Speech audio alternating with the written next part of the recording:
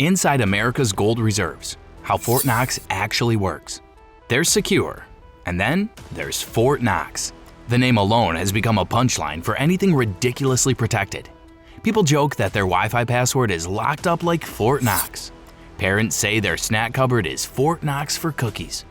But behind all the jokes, the real Fort Knox is something far more fascinating, because tucked away in the rolling hills of Kentucky sits the single most famous vault on Earth, responsible for storing a chunk of America's gold reserves and surrounded by a level of security so extreme, it makes spy movies look underprepared. Today's tour goes behind those granite walls, inside the fortress, through the vault, and deep into the system that protects some of the most valuable material ever mined by human hands. And while most people will never go anywhere near Fort Knox, this video gets as close as anyone realistically can. So let's open the story, not the vault. That would require skills no human possesses, and step inside America's most legendary treasure room. Chapter 1.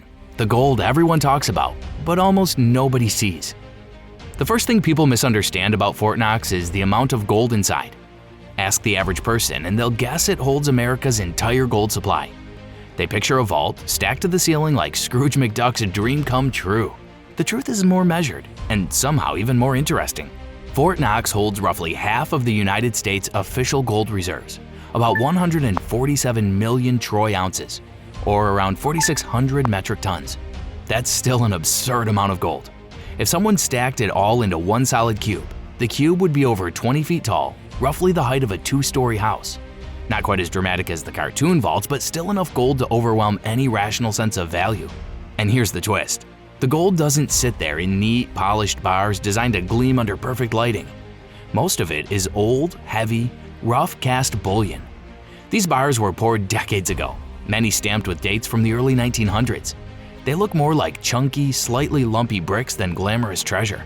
Each one weighs about 27 pounds, which means a single bar is heavy enough to injure the foot of anyone who drops it, including someone wearing military boots. Gold may look soft and luxurious, but lift a bar and it immediately feels like condensed density. But how did all that gold end up in one fortress in Kentucky? For that answer, rewind to the 1930s. Chapter 2. Why Fort Knox was built in the first place. During the Great Depression, America made a major decision. The government would hold most of the nation's gold supply. In 1933, under President Franklin Roosevelt, the US abandoned the gold standard for everyday currency and began consolidating gold into federal hands. But with millions of ounces of bullion being pulled in, the government needed a place safe enough to store it. Banks were too vulnerable. Regular vaults weren't built for this kind of scale. And America needed something impenetrable, something future-proof. So, in 1936, construction began on a granite fortress called the United States Bullion Depository, a structure so reinforced it looks less like a building and more like a statement. Within a year, Fort Knox was operational, and shipments of gold began arriving by armored truck and train under heavy military escort. These transports were so secure that entire routes were kept classified, and train cars designed for gold shipments still stand as relics today. It was one of the largest movements of precious metal in human history, and the incoming gold didn't slow down until World War II. Since then, the vault has received occasional deposits, but the vast majority of that Depression-era gold is still sitting exactly where it landed almost a century ago. And yes, Fort Knox still holds it. Never been robbed, never been breached, never been compromised. Which leads to the question everyone wants answered. Chapter 3. What Fort Knox actually looks like. If someone imagines a gleaming palace of gold walls and shimmering light, Fort Knox will immediately disappoint them. It looks practical, brutal, like a building designed by someone whose only goal was the phrase, "Try breaking in, just try." The structure is a solid block of granite lined with reinforced concrete steel and a vault door so massive it weighs more than a fully loaded pickup truck. The walls themselves are over 2 feet thick. The roof is bomb resistant. Even the windows, all 16 of them, are blast proof. But the funny thing? The actual outside of Fort Knox is only the first layer of protection. It's just the shell. The real heart of the operation is hidden deeper underground. Getting to the main vault is like navigating a maze designed by someone who clearly did not trust humankind. There are corridors, there are security stations, there are reinforced chambers, there are sealed sections requiring separate credentials. No single person has access to the entire vault. The entire opening procedure is broken into pieces like a puzzle where different people hold different parts. No one employee, commander, or official knows the whole combination. The only way the vault can be opened is through coordinated, simultaneous access from multiple authorized personnel. It's designed so even if one person were compromised, nothing could happen. Inside the vault, the gold bars don't sit on random shelves. They're stored in long compartments organized in stacks, counted, sealed, and weighed. Everything is documented with a precision that borders on excessive, because gold isn't just metal, it's national wealth, and every ounce has to be accounted for. But the building itself is only half the story, because Fort Knox isn't guarded by walls alone. Chapter 4. Security that belongs in a spy movie. Fort Knox security is legendary for a reason. Surrounding the granite fortress is a barrier of steel fencing, vehicle traps, surveillance systems, and enough cameras to catch a mosquito entering restricted airspace. But even that isn't the main barrier. The entire building sits within the perimeter of a fully active U.S. Army base, the Fort Knox Army Post. That means the Bullion Depository isn't just guarded by alarms and cameras. It's guarded by soldiers, real ones, trained ones, the kind who don't blink when you think they should. And above the compound, radar systems scan for low-flying aircraft. If anything unauthorized even considers entering the airspace, the response is immediate. The region is designated as a permanent no-fly zone. Pilots know not to test it. Ground security is just as intense. Sensors detect movement underground. The soil can detect vibrations. The perimeter can detect pressure changes. Even the approach roads are monitored constantly. If someone were to walk toward the building at an unexpected angle, the system would know. And then there's the rumor of additional measures. Fort Knox never publicly confirms everything used to secure the vault, but historians, former guards, and defense analysts have hinted at layers no one is allowed to talk about. Let's just say that if someone had the bright idea to tunnel in, fly in, or blast in, it wouldn't work. Not even close. And for the record, no one has ever tried. Not seriously. Criminals know when something isn't worth the effort. Chapter 5. What's actually inside the vault? Strangely enough, the gold inside the vault isn't the shiny Hollywood treasure people imagine. Most bars lack the perfect, glittering finish. They're rough, dented, oxidized, stamped with old refinery marks, and cast in shapes that look more industrial than elegant. And yet this ugly gold is some of the purest and most secure bullion anywhere. Each bar weighs just over 27 pounds, but that number doesn't really make sense until someone lifts one or tries to. It's startling how dense gold is. A bar looks manageable, but pick it up and it feels like gravity suddenly doubled. Fort Knox stores gold in compartments that almost resemble giant safety deposit boxes, each one sealed after weighing and inspection. The U.S. Mint and Treasury Department conduct periodic audits, verifying the bars, their weight, and their location. Contrary to conspiracy theories, the gold has been examined. There are photos, records, assessments, and sworn documentation. In 1974, a delegation of reporters and politicians toured part of the vault, the only public viewing in history, and confirmed the gold was real and precisely where it was supposed to be. No aliens, no empty room, no chocolate coins, just an enormous amount of bullion stored exactly as intended. But here's the surprising part. That gold doesn't just sit there for fun. It serves a purpose. A quiet one, but an important one in the global financial system. Which brings us to the real question. Why does the United States keep this gold at all? Chapter 6. Why the gold matters, even if it isn't used like before. There's a surprising truth behind Fort Knox's treasure. The US dollar hasn't been backed by gold since 1971. The gold standard, the system where paper money was redeemable for a fixed weight of gold, officially ended over half a century ago.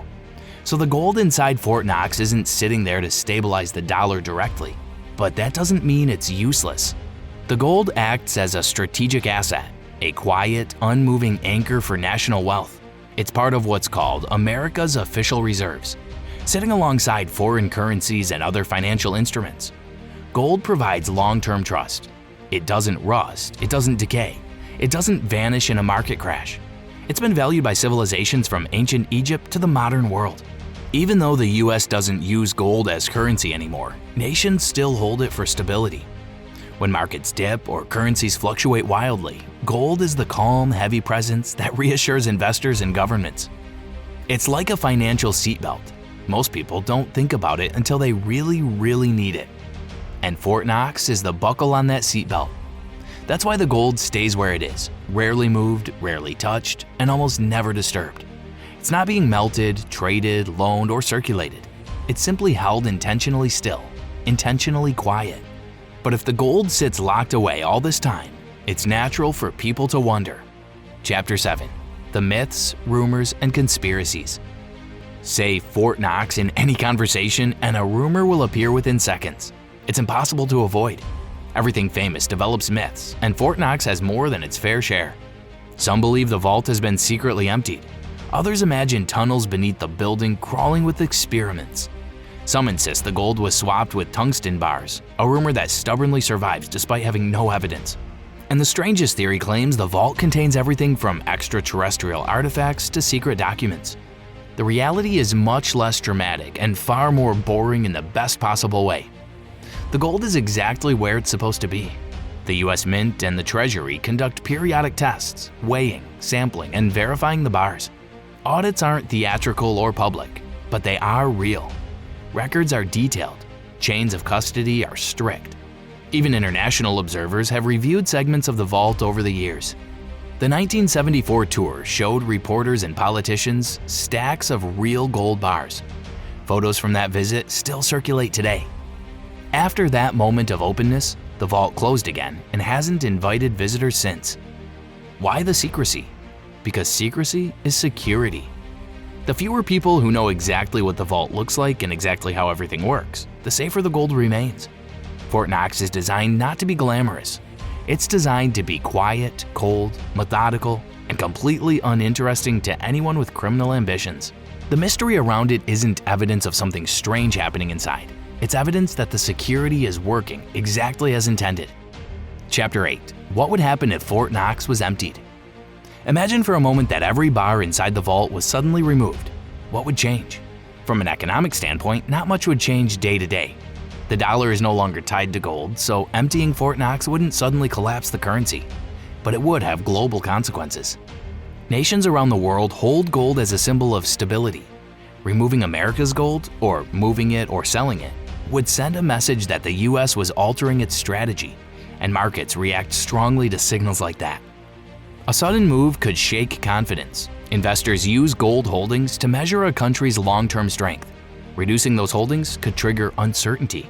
There's also the psychological impact. Gold is tangible. You can weigh it, touch it, and count it. It doesn't vanish in a blink like digital assets. Even though it's not used to directly back currency anymore, it still anchors the perception of national wealth. So the gold stays where it is, for practical reasons and symbolic ones. And because removing it would require a logistical mission so large and ridiculous that the modern world has no interest in trying. It remains in Fort Knox because Fort Knox exists to hold it. And because nobody does, don't even think about touching this, quite like Fort Knox. Chapter 9. How Fort Knox operates daily. For a place that holds billions in gold, daily life inside the depository is surprisingly ordinary. In a military, hyper-secure, nothing is ordinary kind of way. The staff is small, far smaller than most people imagine. The facility doesn't require hundreds of people running around with clipboards. Its systems are automated where they need to be and hardened everywhere else. Personnel log in, monitor systems, confirm security statuses, update logs, and conduct routine maintenance. But the gold itself? It sits there, content, undisturbed.